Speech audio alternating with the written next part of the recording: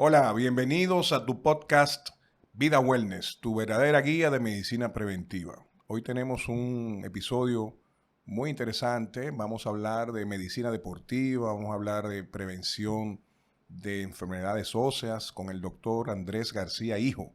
Y tengo que decir Andrés García Hijo porque hay un Andrés García Padre. Tenemos aquí a Andrés con nosotros. Bienvenido Andrés, gracias por estar aquí con nosotros. Muchas gracias, doctor Campos. Para mí es un placer estar con ustedes y de verdad que muy contento.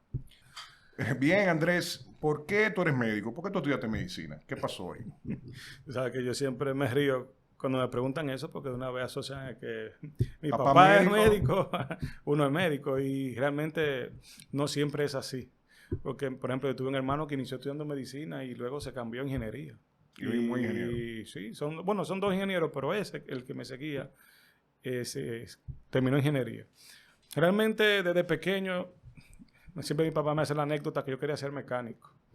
Y un día me llevó, yo tenía 4 o 5 años al taller y yo le pregunté, ¿ese es el mecánico? Eso es él, lo voy a hacer muy chistoso. Y yo le dije, le contesté, él me dijo, ese es el mecánico. Y yo le dije, pues yo no quiero ser médico, yo no quiero, perdón, ser mecánico, quiero ser médico, quiero ser doctor. Y desde ese momento siempre decía que quería ser doctor, quería ser médico, quería ser médico. Y realmente lo que más me motivó a ser médico, lo que más me gusta o me gustaba en ese momento era que cuando yo acompañaba a mi papá a la clínica, ¿Tú ibas con él? sí, siempre le ayudaba a poner yeso, pequeño, 10 años, 15 años, 11 años, le ayudaba a hacer las reducciones, las inmovilizaciones, a sostener mientras le ponía el yeso. Es ver la gratitud que expresaban los pacientes hacia él y cómo uno se sentía cuando uno ayudaba a las personas. Ese básicamente, vamos a decir así, la motivación que uno puede hacer, ayudar a las personas, dar, y también con las manos. Por eso decidí ser ortopeda. Uno con sus manos puede dar, ayudar, curar o prevenir ciertas lesiones en pacientes que lo necesitan. Entonces, yo entiendo que ahí que está la medicina, en el dar y ayudar siempre. ¿Y te formaste aquí en Santiago? ¿Tú eres santiaguero? Sí, yo estudié aquí medicina en la Ucamaima, luego hice mi especialidad en el Cabral Ibáez, en el hospital, como ortopeda, y siempre estuve relacionado al área de la cirugía de cadera y rodilla, mientras mi formación, porque mi papá, esa es el área que él trabaja y se desarrolla, pero decidí hacer cirugía de columna. Ahí viajé a Colombia durante 1 año y medio, y luego me fui a España, a Barcelona, donde también tuve un entrenamiento de 1 año, haciendo para la subespecialidad en cirugía de columna. Bien, mira, estamos tratando de hacer este ejercicio de educación en medicina preventiva de la población en general a través de este canal que es el podcast. Y la idea es poder transmitir a esa población llana que nos está viendo qué consejos podemos dar para la prevención de muchas enfermedades. En este episodio de hoy específicamente vamos a hablar de medicina deportiva. ¿Qué está pasando hoy en día en el mundo? Y Santiago no escapa. Mucha gente está dedicándose a practicar deportes y deportes de alto impacto. Tenemos el ejemplo de la gente que quiere hacer maratón, la gente que quiere hacer 10K, 5K, medio maratón. Otro grupo ha decidido hacer pádel, que es un deporte de alto impacto también en algunas articulaciones. Pero otra gente juega tenis, hay otra gente que juega golf, hay gente que está en los gimnasios sometiéndose a programas muy intensos de ejercicios también que lesionan articulaciones. Entonces, muchas veces nos lanzamos a hacer estas disciplinas deportivas, pero no sabemos cómo están nuestras articulaciones y cómo pudiéramos lesionarnos las mismas. ¿Qué podemos decir a quienes nos están viendo? ¿Cómo proceder cuando decidamos hacer uno de estos deportes que pueden afectar las articulaciones? Tú sabes que es muy buena iniciativa esta de ustedes, de uno poder, a través de mensajes cortos, poder hablar con la población, la sociedad.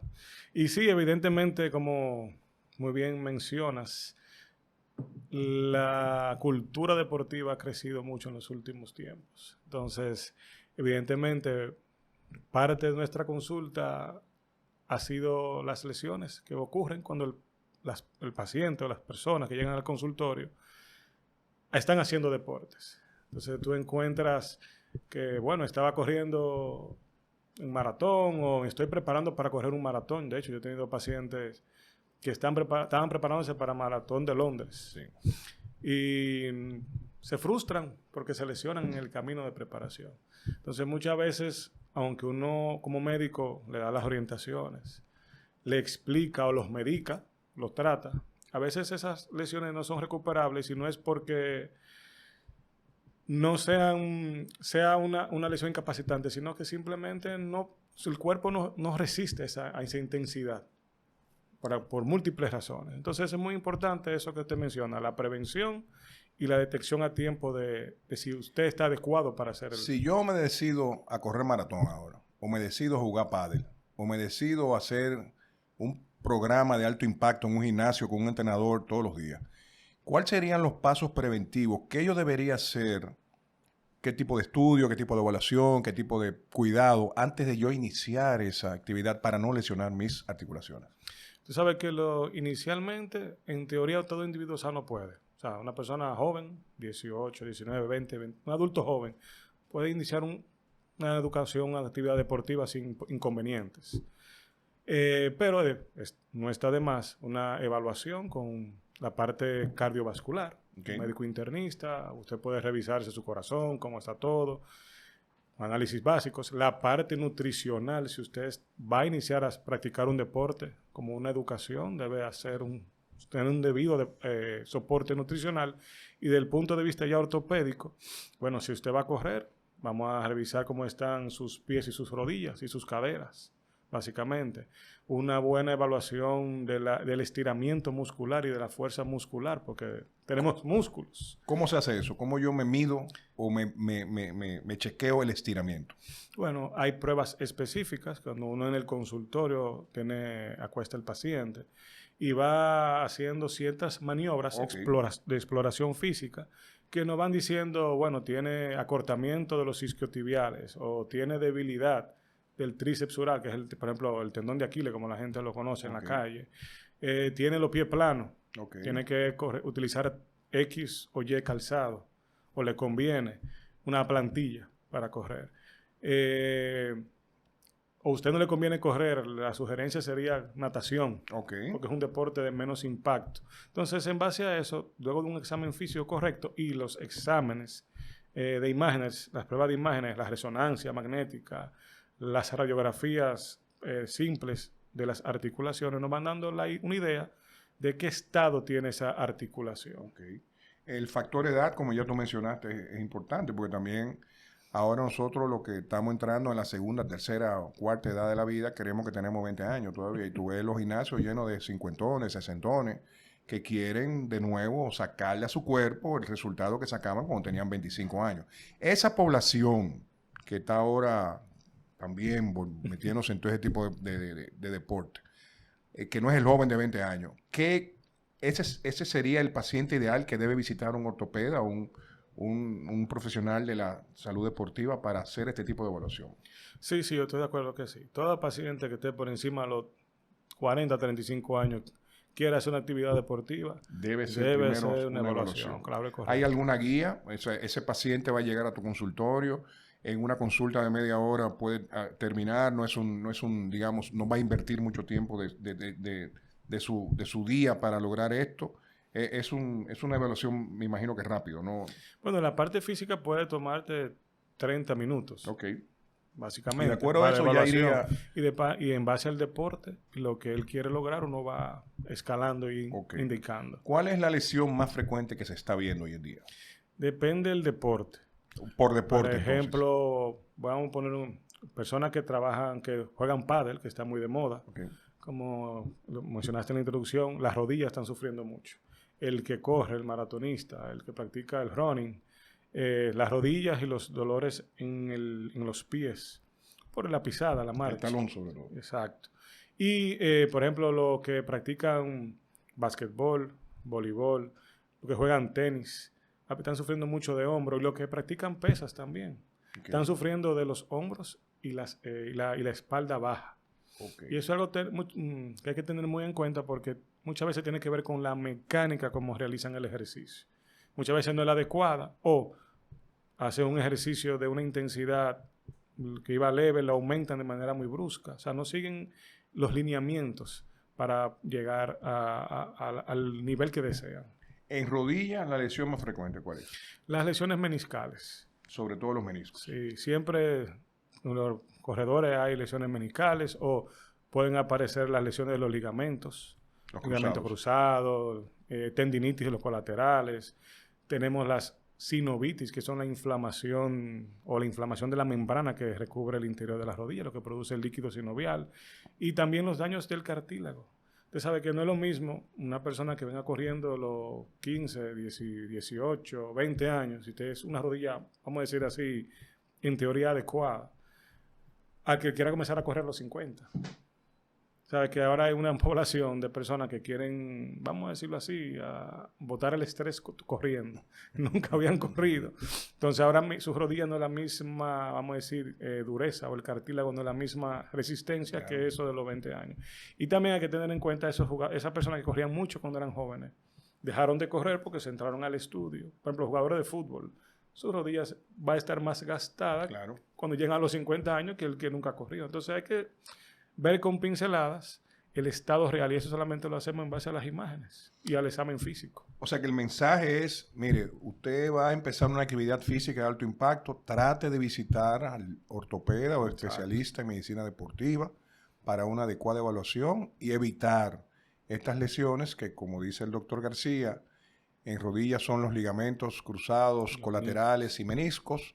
En el tobillo es, te decías, el tercio distal del talón de Aquiles o el tendón de Aquiles, como se dice. Las lesiones ligamentárias, porque el paciente sufre muchos esguinces. Exacto, ese tobillo inestable que no llega a curar, siempre está hinchado, y es por las lesiones que se han generado. Y muchas veces también, perdóname que te interrumpa, es que ocurre un esguince, se resuelve con un simple yesito o un simple inmovilización, pero durante ese esguince ocurrió una lesión en el cartílago en el tobillo.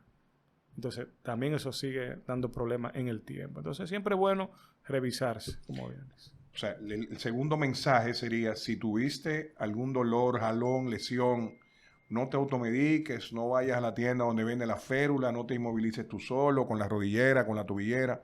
Visita al médico especialista en medicina deportiva. Entonces, Andrés, decimos que en el hombro el manguito es la más frecuente, con los slap y el Bankart. Y bueno, en cadera. ¿Cuál es la lesión más frecuente en cadera y qué puede hacer un deportista que nos está viendo para evitar una lesión en la cadera?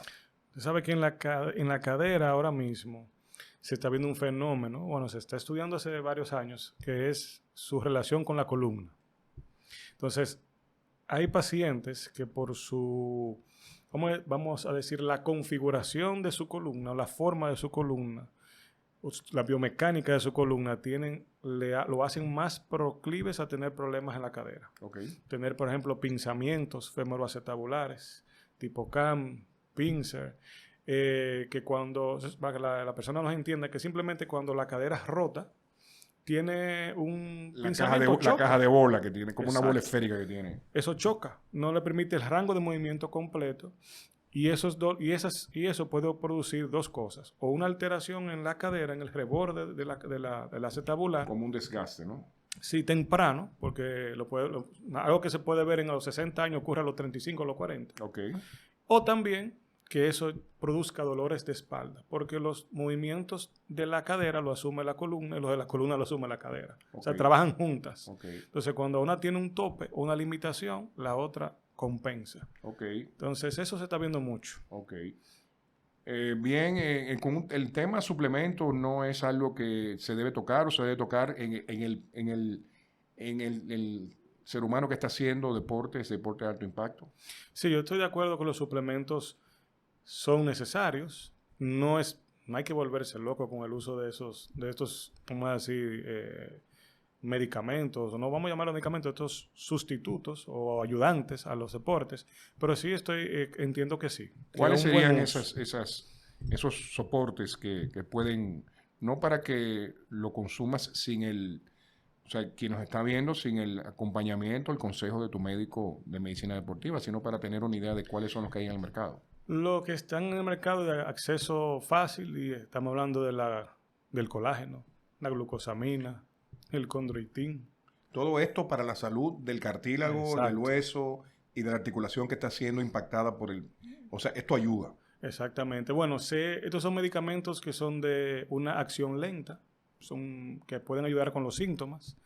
Se ha visto que se ha estudiado en algunos, vamos a decirlo así, artículos que sí, que tienen cierto efecto, pero no están comprobados. La evidencia todavía es muy baja. Entonces, se pueden utilizar, pero hay que utilizarlo con pincelada o recelo. Okay. Porque a veces el paciente se lo toma y piensa que con eso va a ser mágico. Okay. Y mínimo que utilizarlo 3 meses. Okay. O sea que es un asunto de no un día para otro ni una semana, sino exactamente. que tenemos que ser consistentes y tener una asesoría de quien nos está ayudando desde el punto de vista profesional.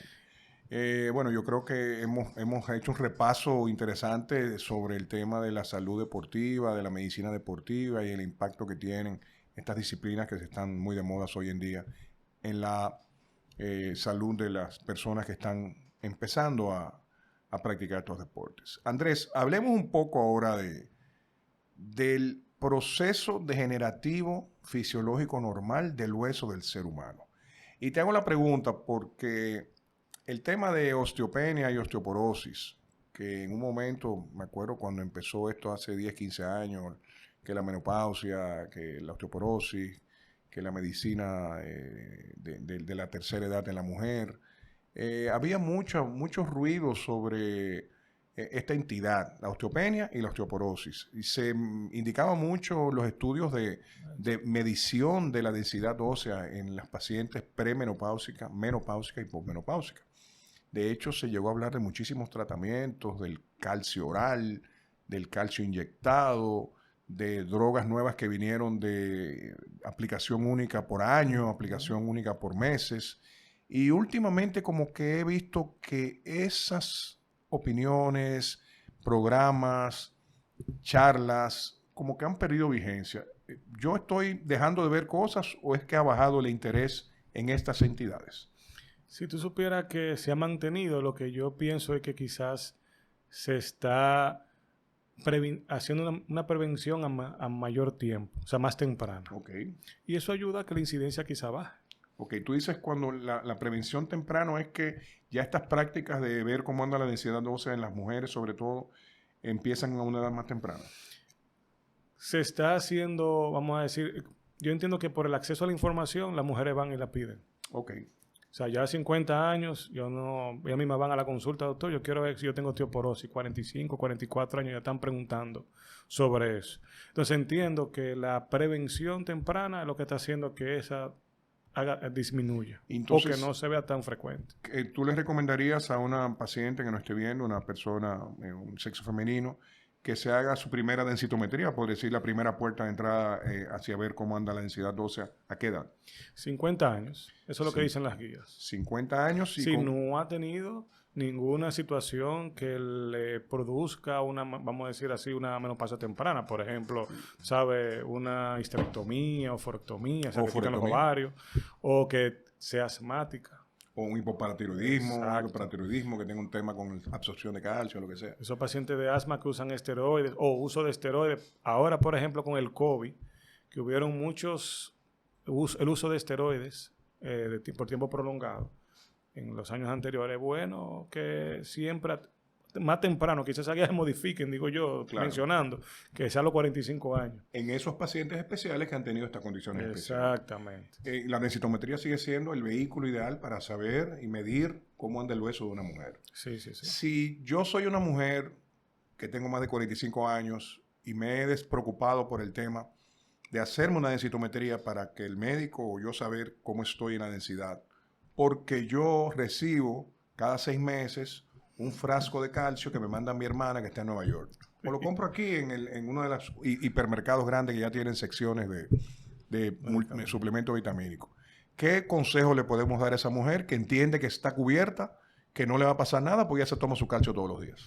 No, hay que hacerse la densitometría, como hoy hemos mencionado, y también hay que medirse la vitamina D. Y la vitamina D no solamente hay que medírsela desde los 50, sino desde cualquier edad que uno detecte un paciente, 18, 19, 30, 25 años, es una vitamina D. Así como uno se hace un hemograma. O una glicemia. O una glicemia, un azúcar. Me dice la vitamina D porque no se imagina la cantidad de pacientes que uno detecta en la consulta con déficit de vitamina D. Y la vitamina D, yo siempre le digo a los pacientes para que entiendan, es la llave que permite que el calcio se absorba y que penetre también al hueso. Entonces, si tenemos los niveles bajos, deficientes, altera ese metabolismo del calcio. Pues mira, nosotros aprovechando el medio de difusión y el alcance que podemos tener con la audiencia, estamos publicando en la parte inferior de nuestro programa, nuestro podcast, una dirección, una guía que puedes aplicar y entrar para tener el acceso a un programa que tenemos en nuestra institución, que es una guía deportiva, así se llama un club de deportistas de alto impacto, donde estamos ofreciendo algunos consejos de estudios que se deben canalizar, tal como has dicho, y también para aquellas personas interesadas en tener su primera, su segunda o tercera densitometría, también canalizarle nosotros esta facilidad para que puedan tener una idea de cómo anda su densidad ósea. Finalmente, Andrés, hablemos un poco de columna, que ese es un tema que te apasiona, un tema que tú le dedicas mucho tiempo de tu vida y es una de las actividades que más haces en tu consulta. Sí. Te puedo decir que algo que ha ocurrido mucho es que los deportes, pacientes que practican deporte, levantan pesas y tienen dolor en la espalda. Okay. Entonces tiene que ver mucho con el balance muscular. No hacer estiramientos correctos o sobreentrenar ciertos músculos y tener débiles otros. Okay. Lleva al traste al que la zona, vamos a decir así, donde se sientan los dolores es la espalda. Por ejemplo, si tenemos los músculos glúteos débiles o tenemos los músculos abdominales débiles, donde vamos a sentir el dolor es en la espalda baja precisamente. Sí. Exactamente, pero eso trabaja en conjunto, una mecánica. Ok, o sea que no siempre que tenga un dolor de espalda baja puede ser una hernia o puede ser una protrusión, puede ser un tema muscular también. Exacto.